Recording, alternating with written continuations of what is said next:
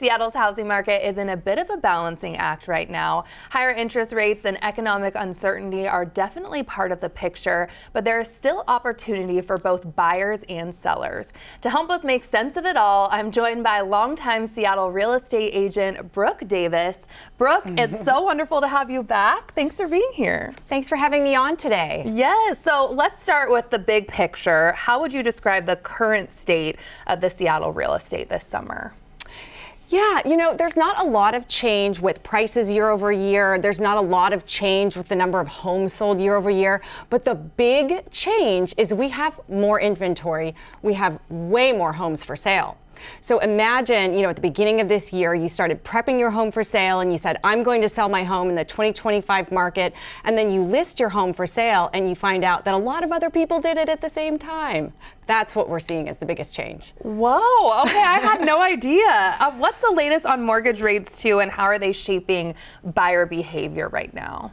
There's not a lot of change in mortgage rates. They're hovering below 7%. They may stay there. That's the prediction right now. The biggest impact on buyers right now is just that they're not in a hurry. You don't feel like you're missing something by not buying now with interest rates. Okay, and then with the inventory being so much, are you also feeling like, some buyers are lagging a little bit because there's so much to look for?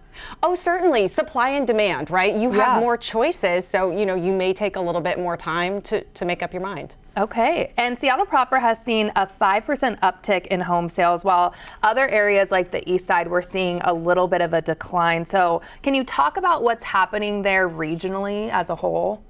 Yeah, this is a tricky one. It's really not that big of a change. I'll kind of stop for a minute and say, a 5% difference or a 6%, say 6% fewer homes sold in June of 2025 on the east side versus June of 2024. And that's not really that significant of a change. Now, let's also remember, if we're comparing Seattle to the east side actually saw a lot more home price increases during the heavy pandemic years than Seattle did. So home prices are higher on the east side. Okay, well then that makes sense. And I love this question next. Are there any neighborhoods or pockets of Seattle that you see that are really up and coming that you want to discuss? Well, Seattle has kind of arrived, so we're not that up and coming.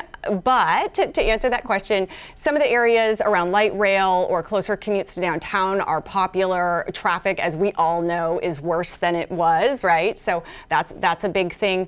If there's anything up and coming, or if you would say it's a great time to buy here, downtown Belltown, those markets have the highest amount of inventory for sale, so you're probably buying low. Get in now. Yeah, I remember Beacon Hill. I had so many friends kind of popping into that neighborhood. So what can you tell us about certain neighborhoods too? Are we focused on location as a good investment, or what should buyers be looking for?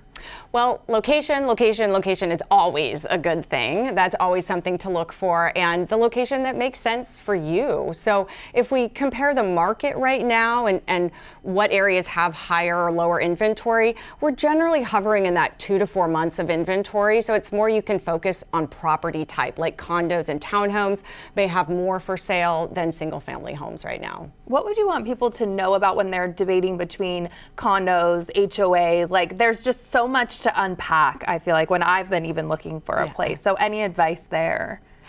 Oh, sure. It's fun that you have options. So, one piece of advice for buyers is just that it's a good time. Get out there, really learn the differences between these properties, have fun with it, and understand that having these choices and being able to not necessarily have to compete is really a cool thing. And so with condos and townhomes right now, with those having higher levels of inventory, there is less competition. Now, if you're going to talk specifically about the HOAs, I could get into the weeds there, because definitely you want to understand what's happening with those different homeowners associations. That's an important part of the process.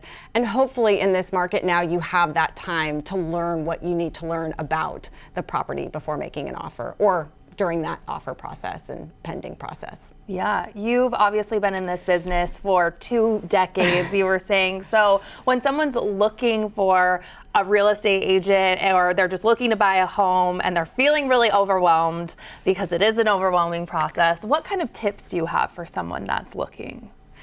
Let's see here. Well, the first one, is knowing that it's a good time to buy for you, right? I think a lot of times we try to follow the headlines and decide like it should be a good time for me based on these certain things. But think about your own life and how long you're going to live in the house and, your own financial needs and start there. And then when you start looking for a real estate agent, that's a whole nother conversation, but lots of tips there in terms of understanding that person's experience and knowledge and just liking them and getting along with them and having a really solid line of communication there. Yes, definitely, because you're going to be spending maybe a lot of time with this person. And looking ahead to fall and winter, do you anticipate the market continuing to cool, or are there signs that we actually might be seeing a shift? It's pretty early to say if we'll see a lot of change. So certainly the biggest change we've seen so far this year is from March until June, the amount of homes for sale, depending on where you're looking, really came up quite a bit, almost doubled on the east side. And so I think that we'll see a slowing of the inventory rising. It can't keep rising. Whether it stays the same as it is right now, I would probably predict we'll see pretty similar conditions to what we see right now. Amazing. Brooke, thank you so much for being here. We so appreciate it.